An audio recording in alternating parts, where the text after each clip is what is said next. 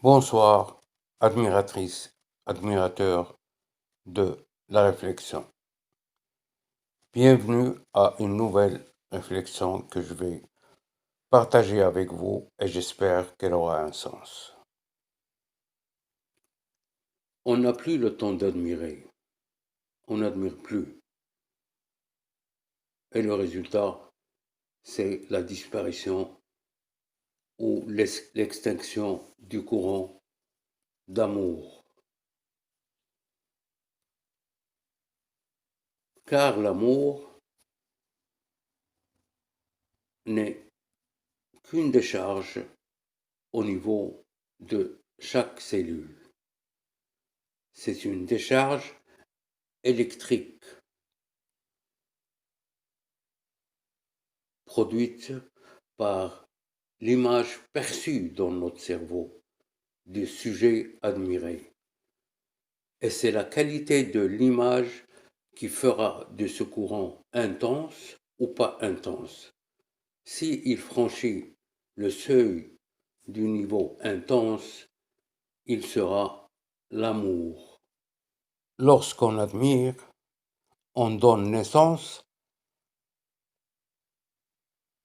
à un faisceau plus perfectionné que le laser et qui va aller façonner et donner une image au sujet admiré comme nous l'avons ou comme nous l'imaginons. Le courant de l'admiration est le courant père de tout ce qui va venir par la suite. On ne peut pas aimer sans admirer, et admirer n'est pas aimer. Et tout ce qu'on fait en ce moment, ou tout ce qu'on vit, ou ce qu'on subit, n'est que séduction. On est séduit par l'image, séduit par ce qui apparaît devant nous. Notre pensée est tellement préoccupée qu'elle est devenue très sensible.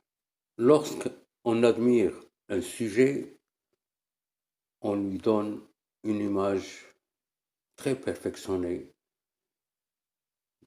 dans notre zone d'imagination. Et c'est cela qui va créer le courant de la création en nous. L'humain a admiré la Lune, qui a excité le courant de l'admiration, a excité ou a donné naissance à un autre courant de la création. À penser, à partir de l'image reçue ou perçue et exploiter cette image pour s'enjoliver avec. L'humain a admiré la Lune pendant des siècles, des milliers d'années. Et il a fini par s'alunir, par marcher sur la Lune.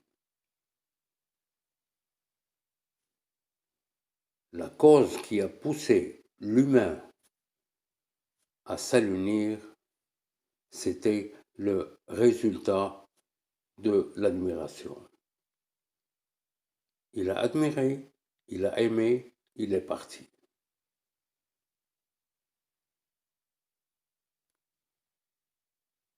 L'admiration de l'humain au niveau ou sur l'échelon préoccupation n'est pas la même admiration que quelqu'un qui est sur l'échelon non préoccupé. Ils ne sentiront pas, ils ne vont pas réaliser ce sentiment de la même façon.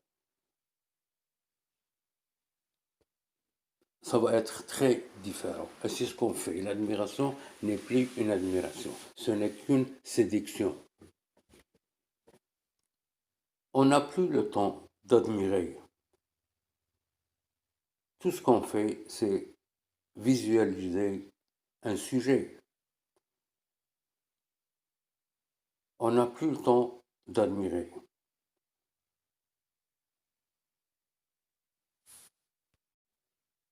L'admiration n'est pas la séduction. Ce courant d'admiration en nous peut donner naissance à d'autres courants, comme celui de la création. On admire et par la suite, on crée ce qu'on a admiré ou on développe ce qu'on a admiré. Et s'il n'y a pas d'admiration, il n'y aura pas de création. Il faut admirer pour créer. Je pense que l'humain est arrivé à un niveau où il a perdu le sens de la vie. Tout ce qu'il fait en ce moment, c'est survivre pour croire vivre. Et si nous voyageons dans nos souvenirs lointains, nous retrouverons cet homme agréable, cet homme compositeur et créateur. On pourrait retrouver dans nos souvenirs lointains l'homme qui dansait la danse du bien-être sous les tons de la symphonie d'existence.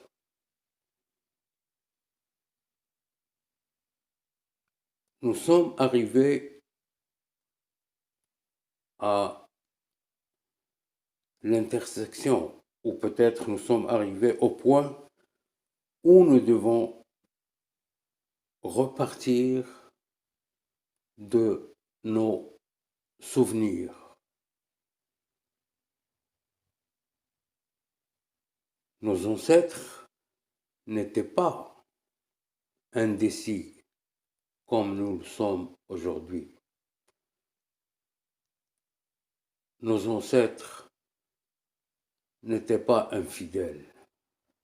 Nos ancêtres n'étaient pas des traîtres. Nos ancêtres étaient des vrais individus. Nos ancêtres portaient la conscience sociale.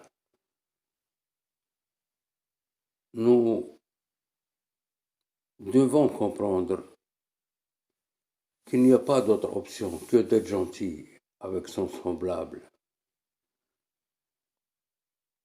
Autrement, nous courons vers la catastrophe. Nous sommes face au monstre des ténèbres, le Covid-19. Alors faites attention. C'est une créature très intelligente. C'est vrai que l'humain est plus intelligent que le virus, mais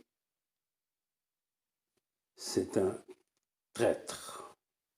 On ne parle plus de l'arbre qui donnait comme fruit l'admiration, la passion, l'ambition, donner naissance à l'agréable avec l'autre.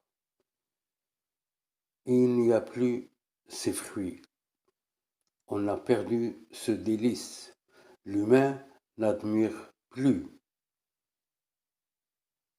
Ça se peut que sa pensée soit séduite par un produit, mais l'admiration n'est pas la séduction. L'humain, cette espèce, à oublier ses caractéristiques.